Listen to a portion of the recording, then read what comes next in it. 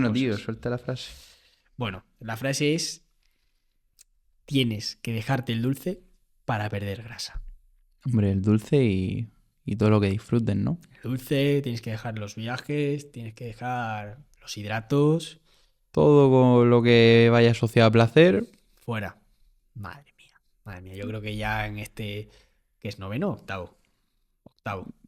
por ahí estará. Octavo episodio, yo creo que queda muy, muy claro que esto totalmente mentira. Totalmente mentira. Vamos a argumentar un poquito por qué, pero también antes me gustaría, ¿no? Ponerme en la mente de lo que es la oyente, que puede pensar eso, que puede tener esa premisa como cierta, ¿no? Que le hayan dicho alguna vez que, oye, si tú quieres perder grasa, si quieres empezar a verte mejor, por ejemplo, ahora que viene este verano, olvídate de comer chocolate, de comer galletas, olvídate de tus helados, ahora que también empieza a hacer más calor.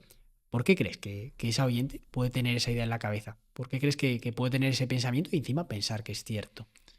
A ver, el problema de una persona o de una mujer que piensa que tiene que restringirse para conseguir resultados es todos esos intentos que lleva detrás. O sea, ella, detrás de cada uno de esos intentos, ha visto que para conseguir resultados tiene que esforzarse y tiene que pasarlo mal.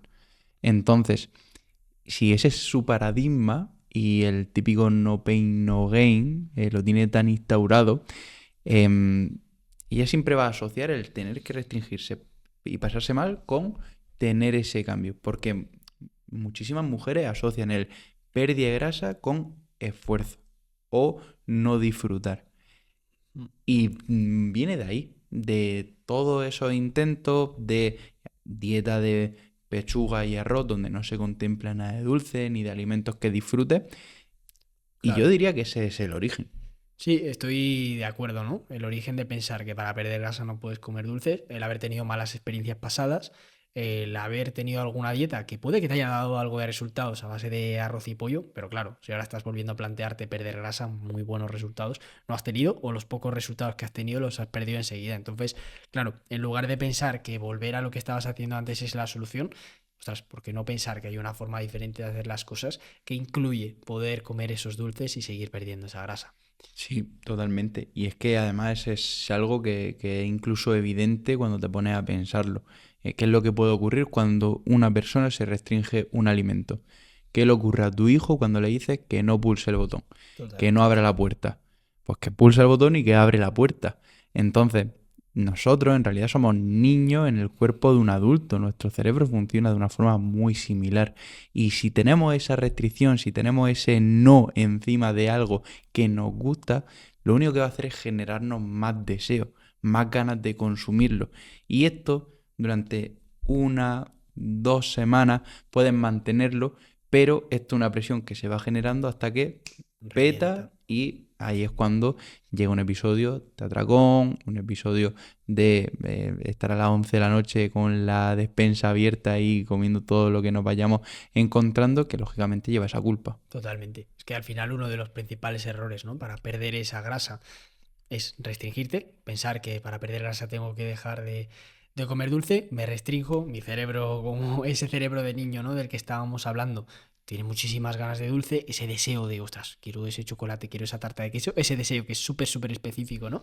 Entonces, claro, luego tú cedes a ese deseo, tienes un atracón por toda esa restricción que vienes arrastrando de antes, por haber aguantado, ¿no? Esas 2 semanas, muy poquito tiempo normalmente, y ahí llega la culpa, y desde esa culpa otra vez restricción, y tienes ese ciclo, ostras, del que tantas mujeres no pueden salir, precisamente por pensar eso, ¿no? Por pensar que es imposible. Sí, efectivamente, pensar que no es posible y claro, aquí primero hay que hacer desmontar todas esas creencias limitantes de pensar que me tengo que sacrificar, que tengo que pasarlo mal, que tengo que quitarme todo el dulce, que no puedo tener un plan que disfrute. Lo primero es ir una por una diciendo por qué son mentiras. Sí, ¿qué más creencias podemos añadir ahí? Por ejemplo, a mí se me viene a la cabeza, que ya lo hemos hablado en algún episodio, ¿no? Pensar que para perder grasa necesitas muchísima fuerza de voluntad.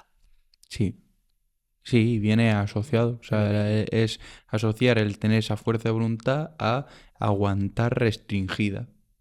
Sí, Ahí está haciendo una muestra de tu fuerza de voluntad. totalmente. ¿Tiene sentido? Pues no, porque podrías no depender de esa fuerza de voluntad simplemente teniendo esas opciones que disfrutes. Totalmente. Totalmente. Creencias limitantes diría que principalmente serían esas, sería también la de la fuerza de voluntad. Podría ser también el hecho, el pensar simplemente que algo así requiere mucho esfuerzo. Para mí esa es la mayor creencia limitante, porque es que encima está haciendo que ni inicie, que no empieces con ese cambio, porque te genera tanta fricción el hecho de tengo que meterle un montón de esfuerzo a este cambio que no te permite dar ese paso de 0 a 1 Te frena.